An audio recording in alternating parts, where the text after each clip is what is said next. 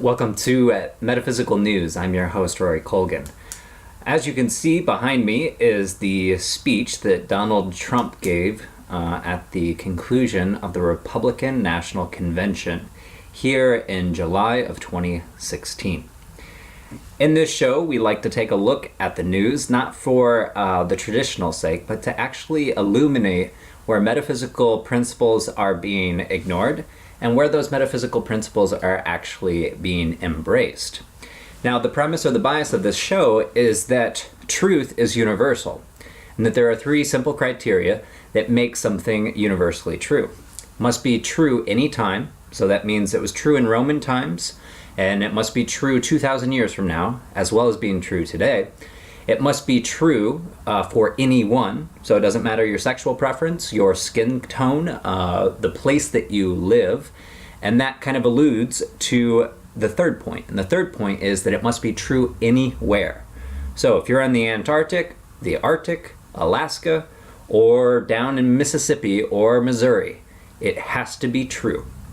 So what we find in most politics is that there are blanket statements that are being offered, and those blanket statements cannot meet those three criteria because they can't be true all the time with anyone, anywhere.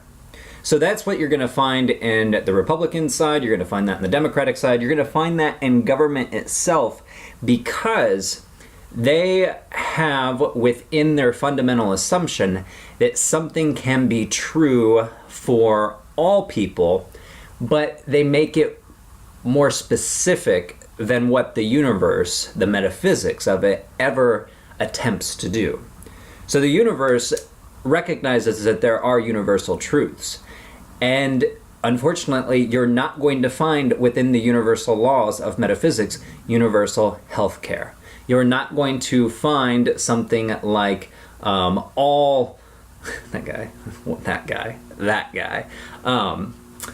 you're not going to be able to find things that are specifically true in the universe.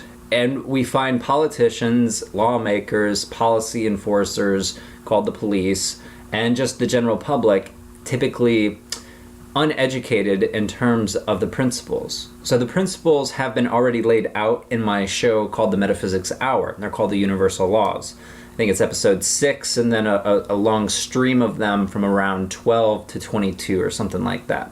So if you're interested in how the universe works, I highly recommend that you go there and you listen and you research exactly what is transpiring behind the scenes. You know, what brought all those people together is not necessarily what brings you and I together, but there are certain ideas that they can all agree upon, hence they are all there.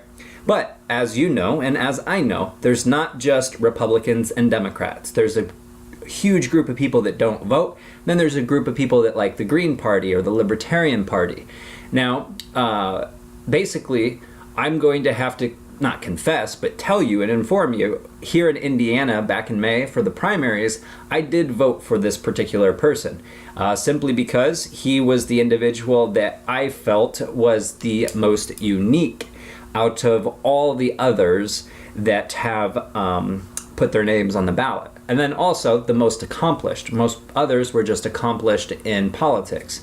And politics really is more of a service, not a business. So I'm hoping that you will see something in this particular video that can help educate you towards how we got to where we are from the metaphysical perspective, but also specifically looking at his speech, Donald Trump's speech of last night. So you can already tell that I'm a little bit biased because I supported him over all the other candidates. Now, I need to tell you, just for clarification's sake, I am supporting Gary Johnson, the Libertarian candidate for president. So this is not an endorsement, nor is this an indictment of Donald Trump. This is to speak to the truth, and in many ways, the truth that is going unnoticed or unmentioned. So, now, this man right here is speaking. Now, one of the things that he said in his speech, which you can find on YouTube, this is the PBS channel that has his full speech, is that he will be your champion. He is going to be for you. And that's towards the end of his speech. At the beginning of the speech, he is blaming President Obama and former Secretary Clinton, Hillary Clinton, for the problems that we are in. Now, there is some validity to that, but there's also some assumptions within it that can't prove it to be universally true, because President Obama didn't do the deeds, say, in Syria or in any other particular situation. His policies may have led and influenced other people to make different decisions, whereas his desire to remove Colonel Gaddafi from power in Libya was a huge factor in causing destabilization in that particular country. Now, there's a lot of specific reasons for that, and that's not the point of this video. But Trump's view is that he is blaming the previous administration, and by extension Hillary Clinton, for the problems that we're in today. That's your classic right-left model. You have two choices that you choose between, and then one gets into power, and that one does things that you don't like, so then 8 years later, 4 years later, or 2 years later, you vote for the other side. And so you have sleeper agents in both groups, sleeper Democrats and sleeper Republicans, that they won't go out really and vote unless they feel like it's time for a change. And so that's why you'll go from Republican to Democrat. And, you know, obviously certain states and certain cities, certain people will always stick with that particular side. The problem with that is that in metaphysics, I are responsible for your own life. Now, what Trump is saying, and my greatest criticism of his speech, or one of my criticisms of his speech, is that he wants to be your leader. Now, this, again, is a problem within metaphysics, because in metaphysics, you are the origin of your own destiny. You are the willer of your life. You are the one that is responsible for all that is within your life. Now, there are influences from other people, the outside, so the government, your family, your friends, all of these things influence you. That's part of the truth. There's always going to be an environmental influence. But you are the cause of change, and you are the cause of your life. Now, what Trump is saying, and I'm sure Clinton will be saying it next week, but I'll cover her and give you my feedback on it. What Trump is saying is, elect me so I can fight for you. Now, that's true in a democracy, that's how it works. But in metaphysics, that's not how it works. In metaphysics, you fight for yourself. You strive for yourself. So all these people that are looking for leadership, I think, from metaphysics, that is an error. That is a primitive concept. Now, this is my biggest point of this video.